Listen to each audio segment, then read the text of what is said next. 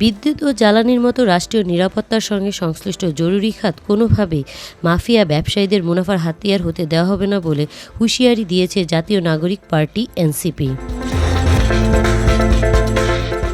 সোমবার এক বিবৃতিতে দলের আহ্বায়ক নাহিদ ইসলাম ও সদস্য সচিব আক্তার হোসেন বলেন, জনগণের সম্পদ নিয়ে কোনো গোপন রফা কিংবা ব্যবসায়ীদের সঙ্গে আতাত মেনে নেওয়া হবে না। তারা অবিলম্বে জ্বালানি খাতের বেসরকারীকরণের কথিত আত্মঘাতী নীতি বাতিল করে রাষ্ট্রীয় প্রতিষ্ঠানগুলোর পূর্ণ নিয়ন্ত্রণ নিশ্চিত করার দাবি জানান। এনসিপির অভিযোগ, জ্বালানির খাতের নিয়ন্ত্রণ বিতর্কিত ব্যবসায়ী গোষ্ঠীর হাতে তুলে দেওয়ার চেষ্টা চলছে। দলটির দাবি, এতে দেশের জ্বালানি নিরাপত্তা ও সার্বভৌমত্ব হুমকির মুখে পড়তে পারে।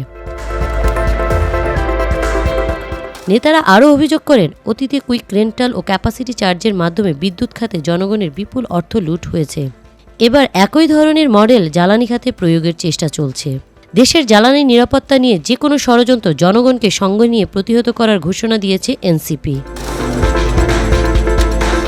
সাপ্তাহিক বাংলা গেজেট, নিউজ ডেস্ক।